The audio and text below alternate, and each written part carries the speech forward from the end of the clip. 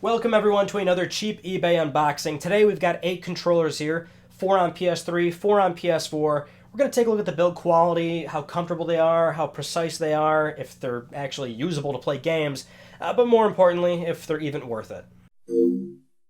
Now ironically, some of these weren't even all that cheap. They were like $25, $30, but we'll go over the prices of every single one, and a lot of them appear as though they're OEM, like they're straight from Sony, and I'd be fascinated to see if that is the case, although I'm not very optimistic. We'll start with this big one right here, and this is very much a case where they came from China or Hong Kong, so I think we might actually already be starting with one that's original manufacturer. Let's see. Look at that! A gold DualShock 3. I almost said 4. Look at that. Is this I think this is a genuine product. Upon closer inspection, it does seem like it's bordering being fake, though. If it is, it was a very good, very convincing one. We'll have to do a deeper dive after the fact just to confirm that it is in fact a fake. Get into our next one here.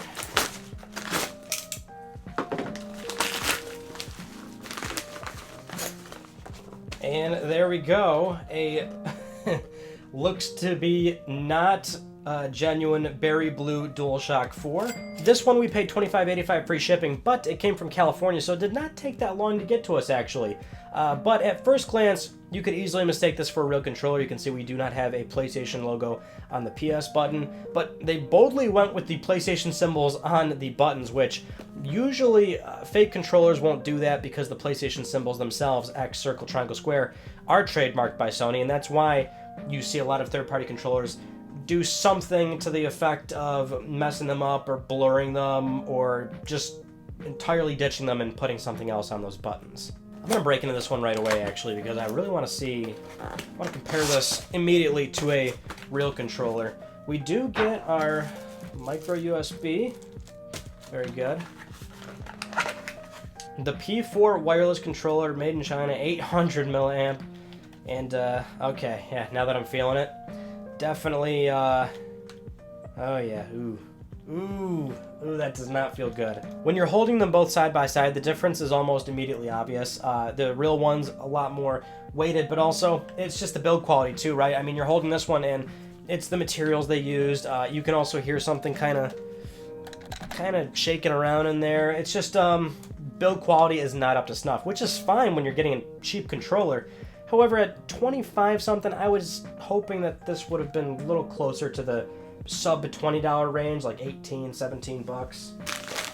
All right, wireless controller. So this one is one where you could tell that they're trying to make it a bit more presentable. And yeah, it looks okay. This one was $27, I believe, like $26.99. There's our cord. It's nice that we get that. And this feels slightly smaller than a DualShock 4. There we go. So right away, what I'm immediately noticing and liking about this is this grooved texture on the handles. It's almost akin to like the upper dash trim of a luxury vehicle where it's just a very soft touch material and it feels nice. But then the rest of the controller, that's kind of where it falls apart. Obviously, you can see this D-pad. This isn't going to get the job done for any game that demands heavy D-pad play. And the sticks, it's weird. You know, a lot of third-party controllers, and I don't know why they're like this, but you must know what I'm talking about when I say, I guess the best way to describe it would be, it feels as though there's a lot of resistance. Almost like there's just a bit too much friction going on between the both layers of plastic to where the small key part of the stick meets with the base frame of the controller. And, you know, the rest is fine and serviceable. You've got what I was just mentioning with the PlayStation buttons here. Obviously, they look a bit different, just to kind of side skirt any sort of legal liability. But there's that one on the pricier side for sure. And I can probably say already, despite the that groove texture, the berry blue one that fakes looking like a real DualShock 4, I think that one's much better. At least for that price range, right? This one is probably, if I think, no, it's something different. So this one was so weird looking, and I bought it purely because it just looked so ridiculous. Get a look at this thing. Oh my god. Look at that. Is this flashy or what? Alright, at least we're getting the charging cables for these.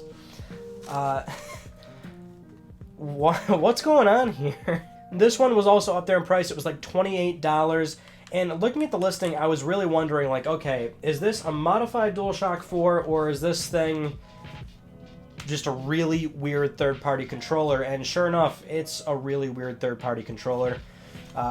It's got the same fit and finish issues of anything else. Like, you'd be able to tell immediately if it uses the shell of another DS4 or something, but you've got these diamond patterned accent trim pieces that are layered slightly off the top, so you're definitely feeling that.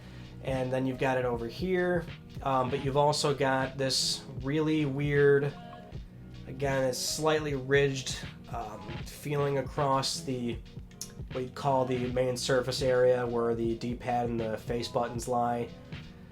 And then you've also got it around the sticks. Yeah, this is a weird one, but I will say at first glance, this feels better than the berry blue one. Feels better. So different materials, not great materials, but different.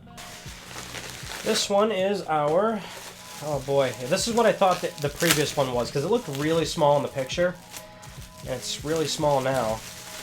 But it's a clear, I think this is like the epitome of like your old school PS2, GameCube style, you know, just straight up $20 from GameStop, sitting in one of those plastic bags. It's just got everything. So this is wired for PlayStation 3. You've got asymmetric sticks if you're into that. But this controller actually glows up. So that's kind of the shtick of this thing, is that it's going to light up and... Well, hold on. So there's something inside this one as well. And since it's clear, I mean, I guess I could see what it is. Or there's a... There's pieces of clear plastic floating around in there. So something inside the controller has broken. Whether that happened in transit or it was just like that, I don't know. I actually don't mind how this feels on the back. So if you can see on the back, you've got this impression right here that you can rest your fingers. And that actually doesn't feel too bad. And I actually like the sticks a little bit. I'm not going to front. I think it's because it's a little bit more 360 style. And I will be the first to say I have never had a problem with symmetric sticks. I know a lot of people that love playing on Xbox One or even PC. When they get a regular controller, they'll go for an Xbox One controller or even a 360 controller. Some people prefer that one as well. But they love the asymmetric sticks, and they also love the concave design, not the convex design. So you've got concave, and then you've got the asymmetric going on, and then the rest of it is understandably not good. Oh, I love when they wrap it like this.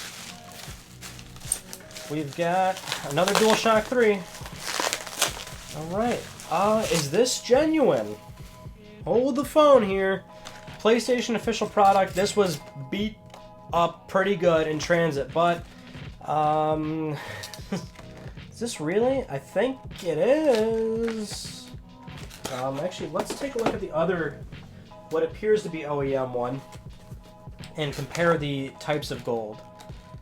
They look different. Alright, we got two left here. This one looks like it's going to be fun to get into. Oh, it just got right over the box. Oh well. Oh my. If this is a real DualShock 4, I'm going to flip. There we go. DualShock 4 gold. I said I picked a lot of gold controllers just because I love how ridiculous it is, but look at that. We got a real one. This last one should be a PlayStation 3 controller, which it's one of those questionable looking ones. We've got our mini USB, and here it is. Wow, alright, so immediately I actually like the plastic. The way that it feels. It's a very, not smooth, but rather slick, which I guess is a bad way to describe it, but I think it actually feels quite nice. The rest of it, though, is another story.